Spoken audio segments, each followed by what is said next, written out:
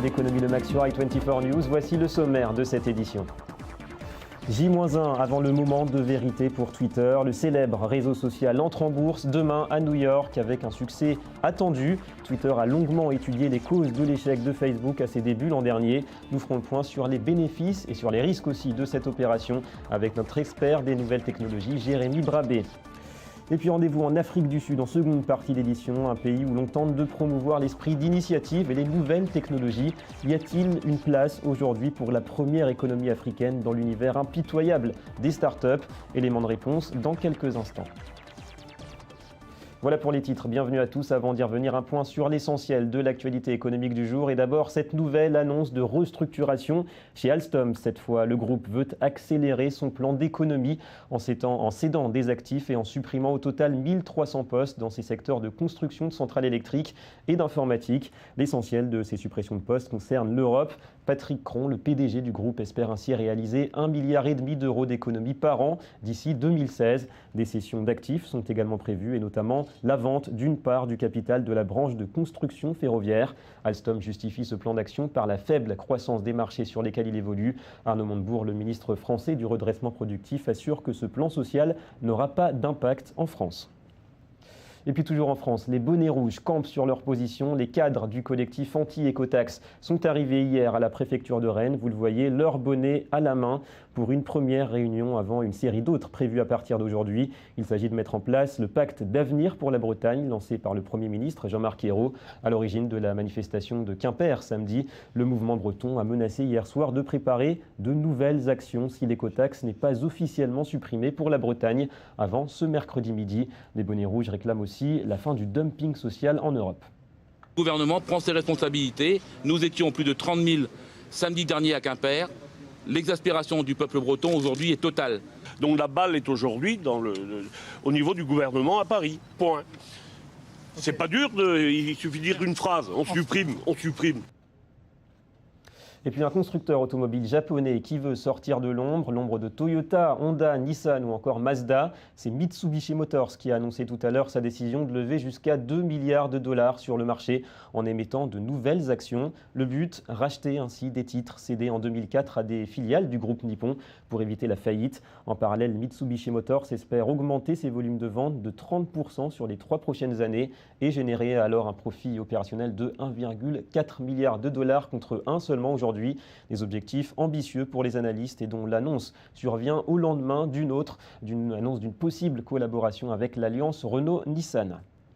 Enfin, au Bangladesh, des manifestations sont attendues après le rejet par les syndicats d'une proposition de revalorisation du salaire minimum à 67 $ mensuels. Les syndicats qui réclamaient 102 $ ainsi que de meilleures conditions de travail et pour qui cette hausse proposée par un panel officiel ne permet ni de vivre décemment ni même de suivre le rythme de l'inflation.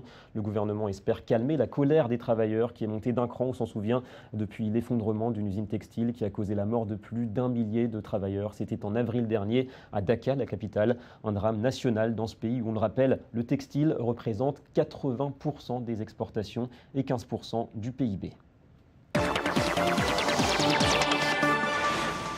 C'est par la grande porte que Twitter veut faire son entrée en bourse. Elle est prévue demain et ce ne sera pas au Nasdaq, la place financière préférée des valeurs technologiques, mais sur le New York Stock Exchange que débuteront les premières cotations. Twitter espère lever jusqu'à 2 milliards de dollars. L'icône du microblogging est devenue un géant du web en l'espace de 7 ans seulement, avec déjà un demi-milliard d'utilisateurs. Alors était-ce vraiment le bon moment pour franchir le pas des marchés financiers? Élément de réponse avec Johanna Citruc.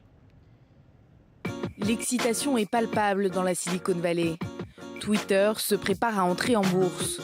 Une introduction prévue le 7 novembre. Et le réseau social vient de relever la fourchette de prix de ses futures actions. 70 millions de titres seront vendus entre 23 et 25 $. Une opération qui pourrait permettre à Twitter de lever jusqu'à 2 milliards de dollars. Une décision qui n'est pas sans rappeler celle de Facebook, qui avait lui aussi, à plusieurs reprises, augmenté la fourchette de prix de son introduction en bourse. Je pense que l'entrée en bourse de Facebook est l'illustration parfaite de ce qu'il ne faut pas faire lors d'une entrée en bourse. Je pense que Twitter a sûrement beaucoup appris en observant ses collègues de Facebook. Wall Street fera cette fois beaucoup plus attention. Contrairement à Facebook, c'est sur la bourse de New York que Twitter fera son entrée et non pas sur le Nasdaq. Une introduction qui intervient après une perte nette de plus de 64 millions de dollars au troisième trimestre 2013.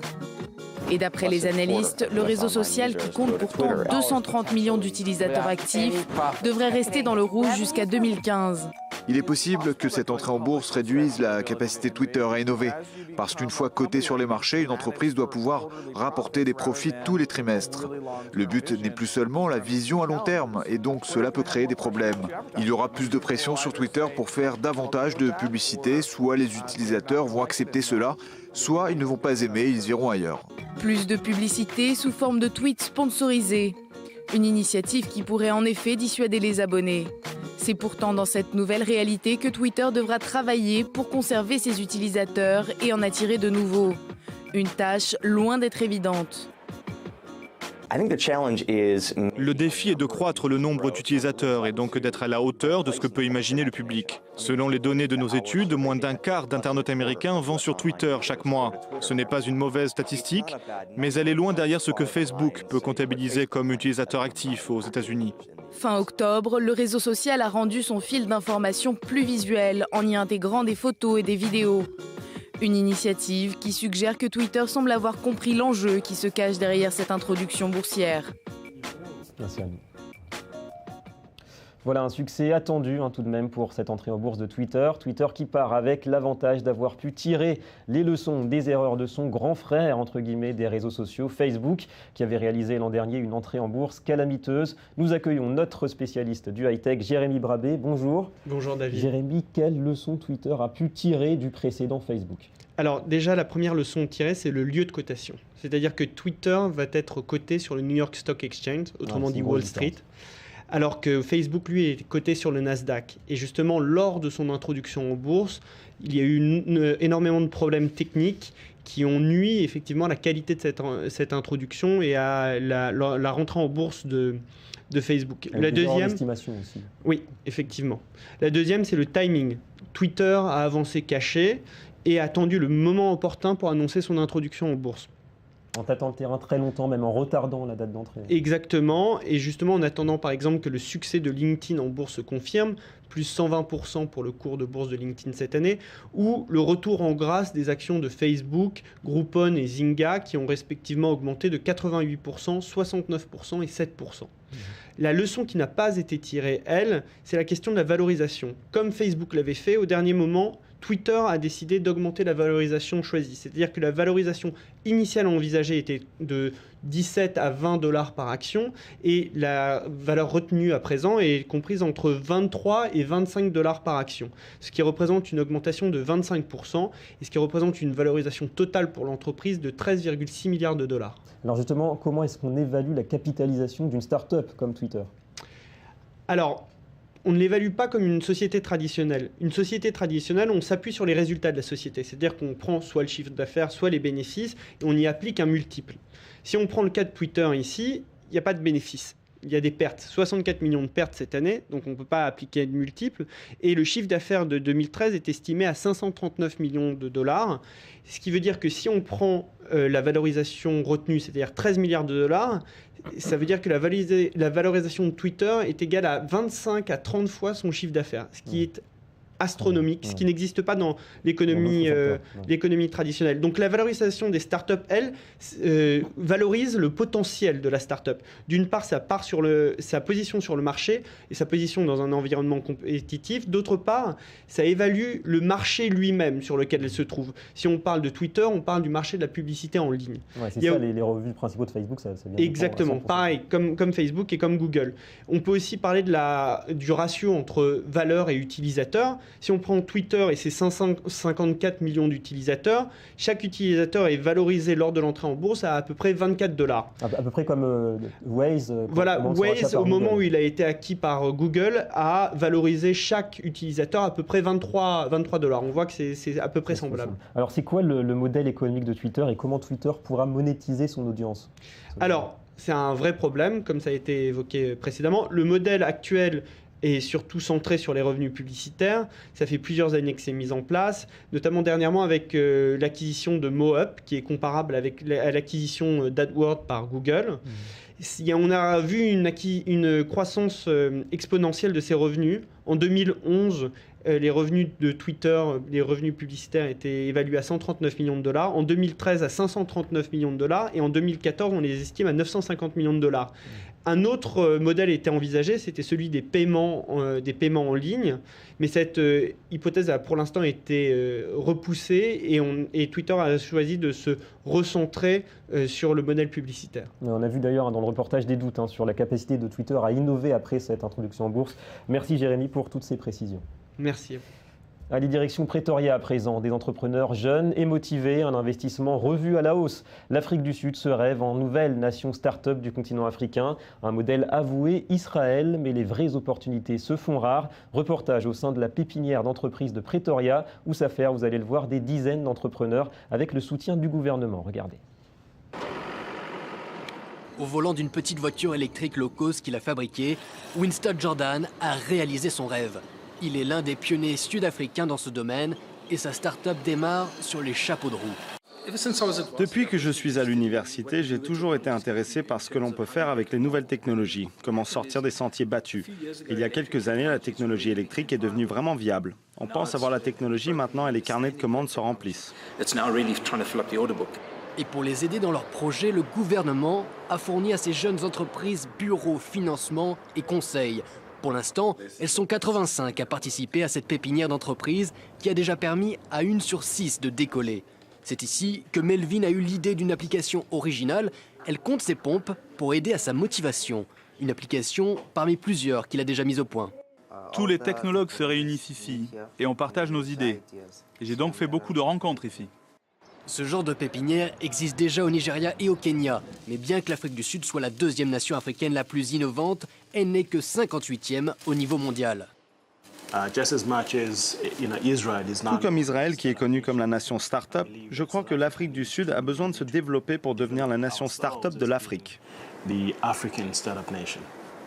La start-up de l'Afrique, un défi que le gouvernement est maintenant prêt à relever.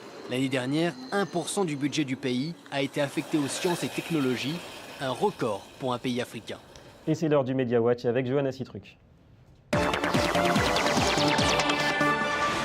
On parle beaucoup ces temps-ci de délocalisation. Il existe, vous allez le voir, un concept nouveau, pourrait-on dire, en tout cas dans les faits, la relocalisation. On va en parler avec Johanna Citruc qui nous a rejoint pour sa revue de presse. Bonjour Johanna. Bonjour. Alors paraît-il, c'est Apple qui pour une fois donne le bon exemple. Oui, c'est une information du Figaro. Ça faisait quelques années que Apple était critiqué à cause de sa politique de sous-traitance massive, notamment en Chine avec les usines Foxconn. Mais maintenant, revirement de situation, Apple a décidé de relocaliser une partie de sa production aux États-Unis et plus particulièrement la production des écrans de ses iPhones. Alors pour ça, une usine va être construite à l'est de la ville de Phoenix, dans l'État de l'Arizona.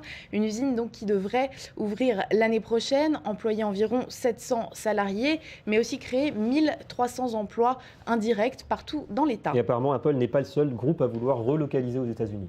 Oui, puisque aux États-Unis, c'est un petit peu la mode du Made in USA, comme on a eu en France le Made in France, tant prôné par Arnaud Montebourg, le ministre du redressement productif. Et c'est Google qui a commencé, qui a montré, donné l'exemple. Le groupe a annoncé que son nouveau smartphone était intégralement produit, fabriqué aux États-Unis. Et une des raisons pour laquelle les entreprises reviennent produire sur le territoire américain, c'est que l'énergie coûte moins cher qu'avant, notamment grâce au développement du gaz de schiste. Alors autre chose, Johanna, vous allez nous présenter une carte qui montre que le marché des biens de consommation est dominé par une poignée de grands groupes, malgré les centaines de marques qui animent notre univers de consommation. Exactement, quand on veut acheter un produit, on a toujours l'impression d'avoir énormément de choix. Il y a des multitudes de marques différentes dans les rayons des supermarchés. En réalité, la plupart de ces marques sont contrôlées par une poignée de quelques grands groupes. C'est ce que cherche à montrer donc cette carte. Le choix n'est qu'une illusion. Le titre de cette carte, c'est l'illusion du choix, donc c'est plutôt bien trouvé, bien nommé. Et par exemple, donc pour les sodas, que ce soit Coca-Cola, Sprite, Fanta ou encore Minute Maid, toutes ces marques et bien d'autres sont détenues par le groupe Coca-Cola. Et c'est-à-dire que, quelle que soit la boisson que vous achetez, que vous choisissez, l'argent ira dans la même caisse, dans celle du groupe de Coca-Cola. Un autre exemple avec celui des céréales, les cornflakes, All Bran ou Special K. Donc les noms, les logos et les clients visés sont tous les trois différents, mais les trois sont des sous-marques du groupe Kellogg's. Et c'est un petit peu la même chose pour tous les types de produits. Alors un classement à présent, Johanna, un classement qui nous montre dans quelles universités il vaut mieux étudier pour pouvoir espérer devenir un jour millionnaire. Oui, les universités ont été classées en fonction de leur capacité à former le plus de millionnaires. Et sans grande surprise, ce sont les États-Unis et le Royaume-Uni qui monopolisent les 10 premières places du palmarès. Sur la première marche du podium, sans surprise, donc Harvard University. En deuxième position, Harvard Business School. Et en troisième, Stanford. Merci Johanna et à demain pour une nouvelle revue de presse. À demain. Voilà, fin de cette édition. Merci à vous de l'avoir suivi. Économie Le Mag revient dès demain sur i24 News et vous retrouverez aussi toutes nos émissions sur notre site internet www.i24news.tv. En attendant, l'info continue. Restez avec nous.